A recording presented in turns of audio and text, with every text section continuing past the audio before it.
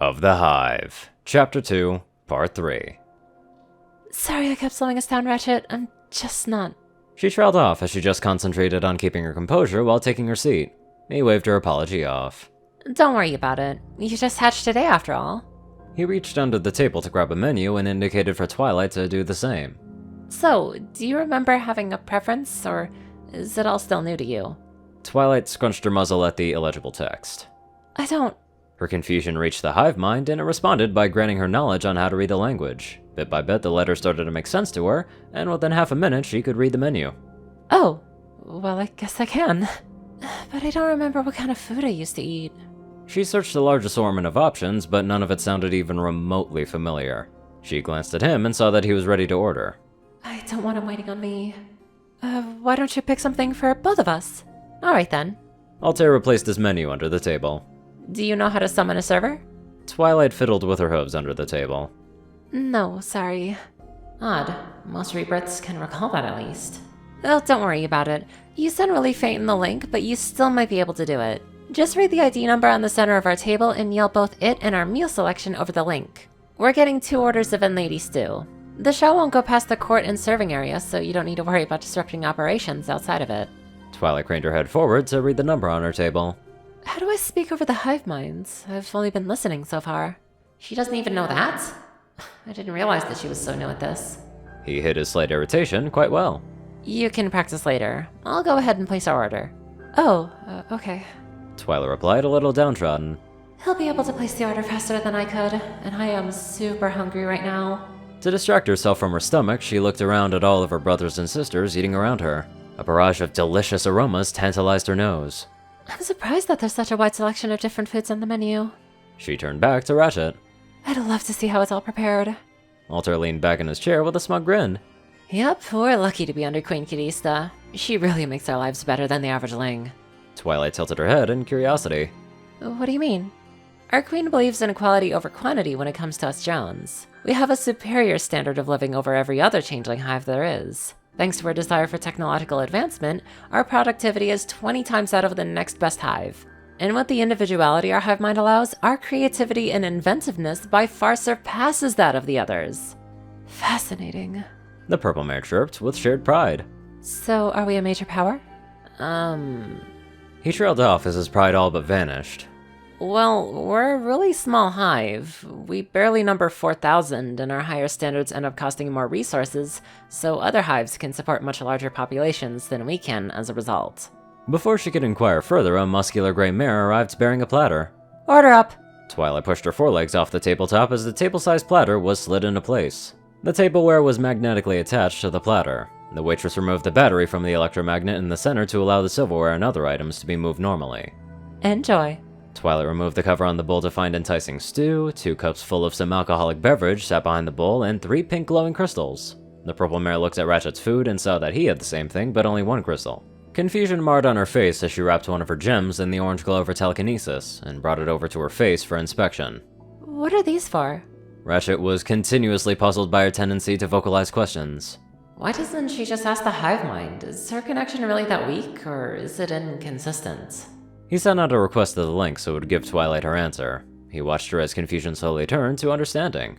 Oh, so I feed on love. And these gems hold on to some of it so it can be accurately rationed. That makes sense, I guess.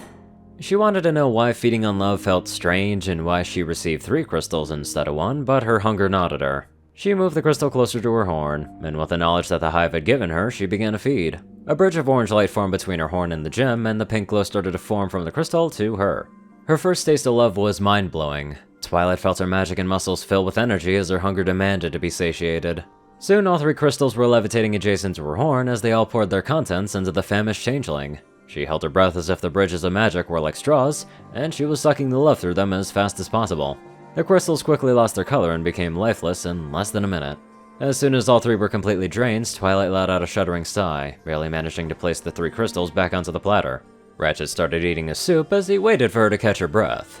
First feeding is always the most memorable. Twilight nodded dumbly as her eyes drifted towards Altair's crystal. He watched her expression until she tore her eyes from it.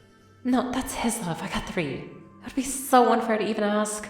The purple pony politely cleared her throat before focusing on her stew. Oh, it was. Thanks for bringing me here. She forewent the use of a spoon and simply levitated a bite-sized glob of stew. As soon as she tasted her first mouthful, her stomach finally stopped complaining. The heavy broth of vegetables and strips of meat tantalized her tongue with almost just as much satisfaction as the love crystals had. Oh, you picked some great stuff. The stew is amazing. Glad you like it. That's a personal favorite of mine. He replied warmly. The meal lapsed into silence as the reborn changeling devoured her meal with less than ladylike manners. While it tasted superb, it felt increasingly strange to be eating meat. Do changelings always eat meat? He shook his head. We're the only hive that does, as far as I know. Our previous queen discovered a way to increase our creativity through some genetic manipulation, but it required us to become omnivores to satisfy our altered nutritional requirements. A plethora of questions popped in her mind.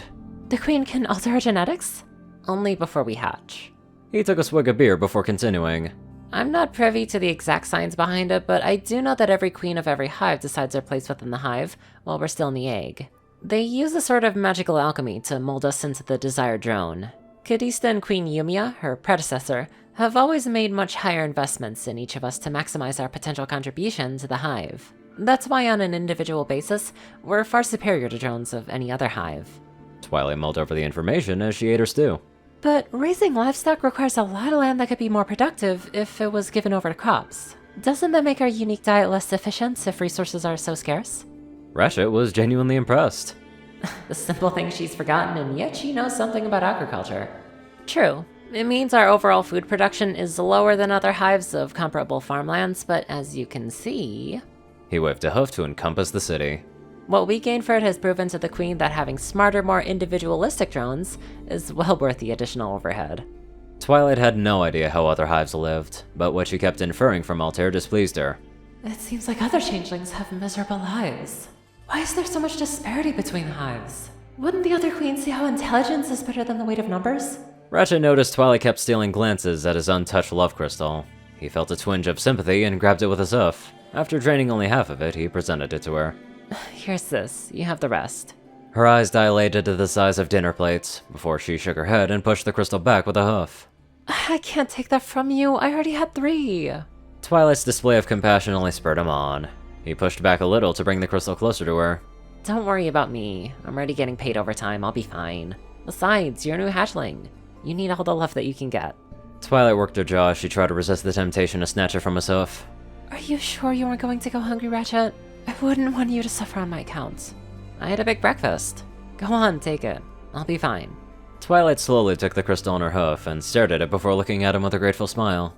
Thank you, Ratchet. I really appreciate it. He returned her smile. Don't mention it.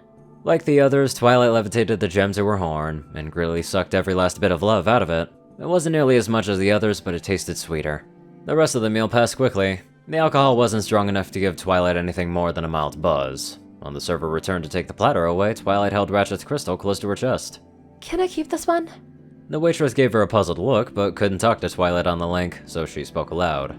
Why keep a dry crystal? She grinned sheepishly. I just want a memento of my first meal. The gray mare shrugged. I've seen weirder quirks. Suit yourself, sister. Altair found the request odd. Well, she forgot everything of her older self. She's probably just trying to fill the gap by holding on to new memories. As the waitress departed, Ratchet got out of his chair. You still up for a tour of stripped gear? Twilight nodded happily. I've been dying to see everything, but can we stay on the ground for a little while? My wings are still sore from earlier. Not a problem. Why don't we go see the manufactory first? There's this one spot I like where you can see the assembly lines at work. Twilight's eyes glittered at the prospect. Sounds fun! Lead the way. Ratchet's tour lasted for hours until the sun started to dip below the horizon. Twilight's mind was racing with all the sights and sounds that she had witnessed. Every detail was memorized and cataloged into her memory. Her scholarly mindset had survived from her rebirth, and it drove the mare to learn everything that she could about her new home and siblings. As with all things, the day couldn't last forever, and with the setting of the sun, her eyes turned to the palace in the center of the city. I should get back to the queen. Seems like it's about that time. He concurred. After spending the past few hours on the grounds, Twilight's wings were fit enough to fly again. I'll see you later, won't I? He tilted his head in contemplation. Possibly. If you end up in engineering detail, you might. The idea was highly appealing.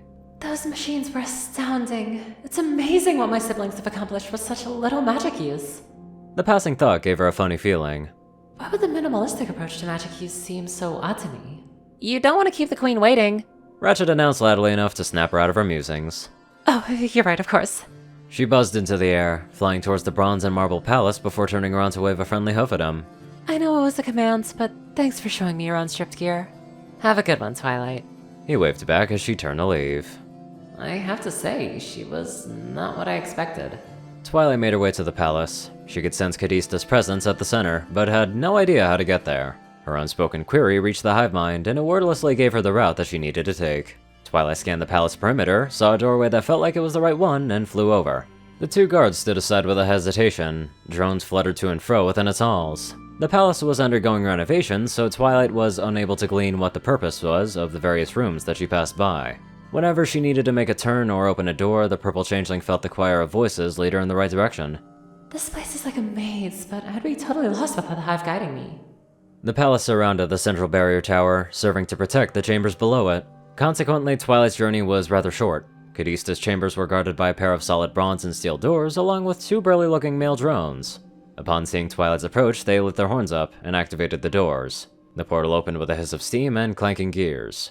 She even uses machines instead of just magic to guard her home. Thought Twilight as she watched the doors open. A familiar voice met her ears from within the chamber. Oh, Twilight, you've returned. Twilight rushed inside to find Cadista sitting on a sofa, in deep communication with the hive mind. Of course, my queen.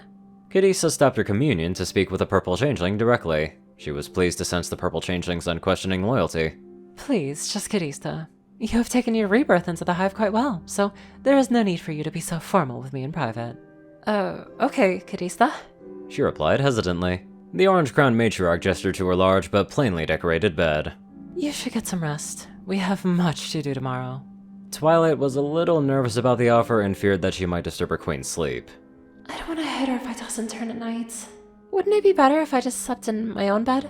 You will eventually. However, I'd planned to be with you all day to accelerate your induction into the hive mind. Since I had matters to attend to, you will sleep in my chambers until your connection is fully established. Twilight scratched her head in thought. Well, you know more about this sort of thing than I do, so I trust you. May I ask what we'll be doing tomorrow? Cadista stifled a yawn as she made her way over to the bed.